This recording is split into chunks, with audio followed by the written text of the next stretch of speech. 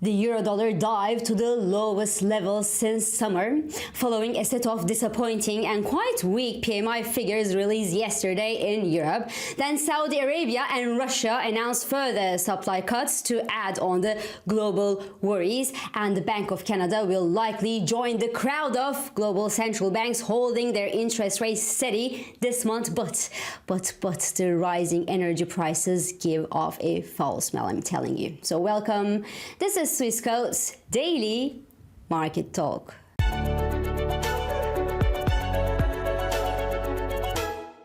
So released yesterday, the European services PMI data came in softer than expected by analysts, and it was the case pretty much in all major Euro area locations. So the data showed yesterday that services sector, even in Italy and in Spain, actually slipped into the contraction zone in August. So in August, guys, August is the month of big summer holidays where European people flock to Italian and Spanish cities and beaches. So if services in Italy and Spain contract in the month of August, well, I can tell you that trouble is brewing for Europe. Obviously, the soft set of PMI data released yesterday fueled the European Central Bank dose and pushed the Eurodollar under a bus at yesterday's trading session. The pair fell to the lowest levels that we saw since the beginning of June and flirted with the 107 psychological support on the idea that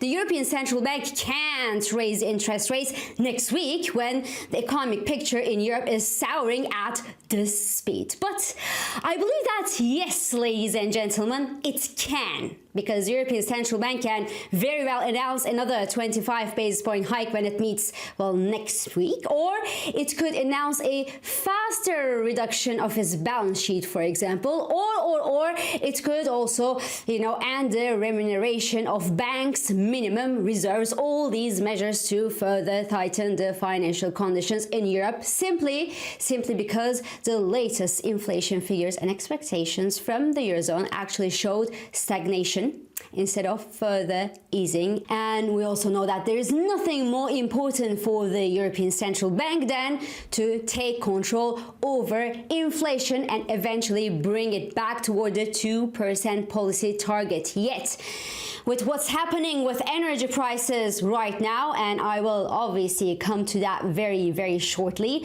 while the European Central Bank will hardly skip an interest rate hike this month, in my opinion. If nothing, a premature European Central Bank pause would further weigh on the euro's valuation and make the energy prices more expensive for the Europeans. So that's going to be obviously further fueling inflation and inflation expectations in Europe. So if that's something that the ECB officials have in mind, so a pause, well, it's not a good idea in my opinion. The most recent inflation expectations in the Eurozone show that the next 12-month expectations for the Eurozone inflation remain steady at the 3.4% level, but the 3-year inflation expectations spiked to 2.4%, and well, there is no reason for inflation expectations to continue easing when energy prices are going up toward the sky. So energy prices, Brent crude rallied past the $90 per barrel level at yesterday's trading session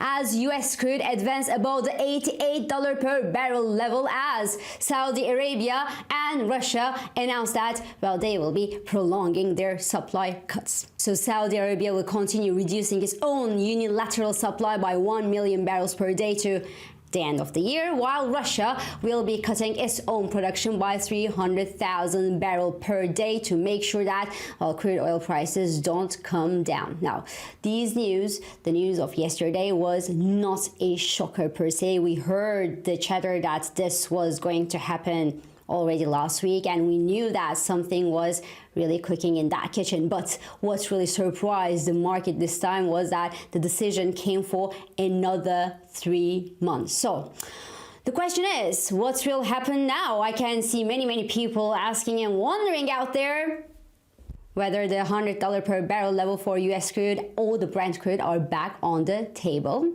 Well, I hear some analysts and investors now pushing their target to $100 per barrel level for Brent, actually. Yet, I believe that the road that will lead crude oil prices toward that $100 per barrel psychological mark will be bumpy, because higher energy prices have already started being reflected in inflation expectations and even the inflation numbers. Look at the European inflation numbers, and if that's the case, if we start seeing these higher energy prices go into inflation numbers, well, the central banks, including the Fed, will have little choice but to keep their monetary policies tight enough to fight inflation. So that could mean that we could see further interest rate hikes, or at least keeping the interest rates at restrictive levels for a longer period of time. But rising inflation numbers sure eliminate all possibility of a rate cut from the Fed or the others, unless we see a sharp economic slowdown, in which case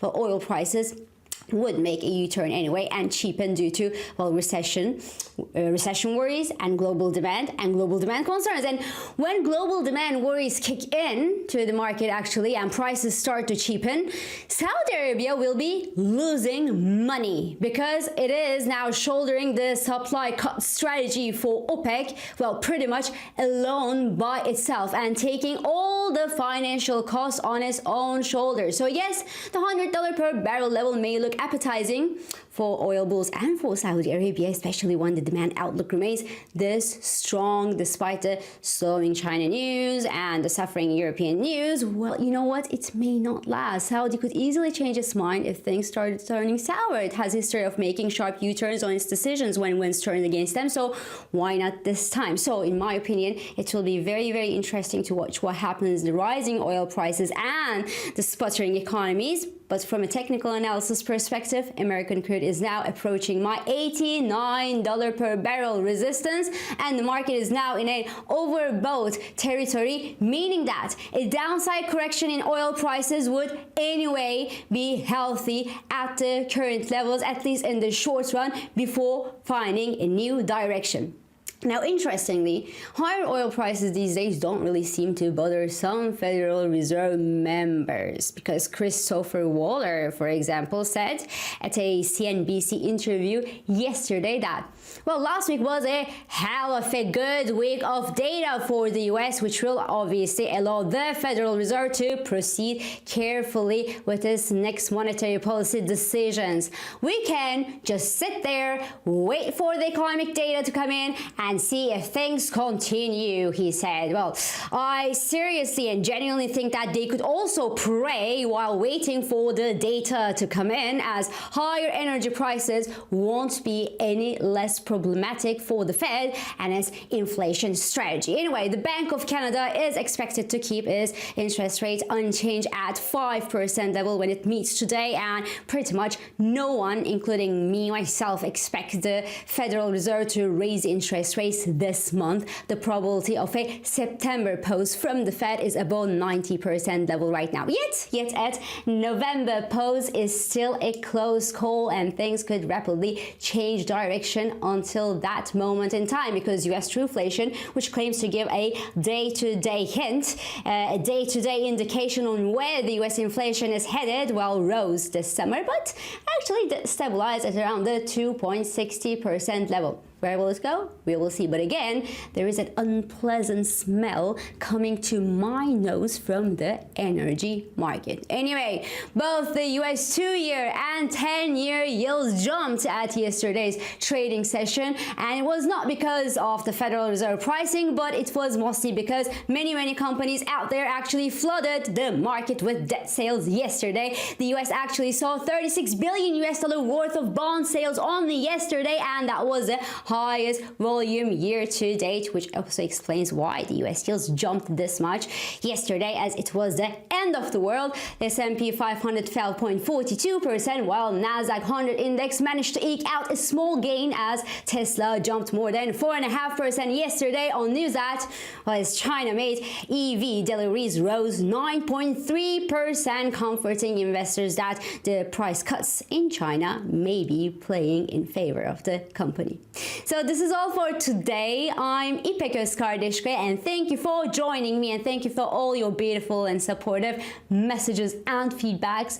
I hope this episode of Market Talk has also been helpful and it has been insightful to you. So please do not hesitate to leave your comments, your reactions, and your questions below as usual. And follow us on Instagram, on X, and on LinkedIn for regular market updates. And subscribe, of course, to our YouTube channel for daily market comments. I will meet you again tomorrow. And until then, good day trading.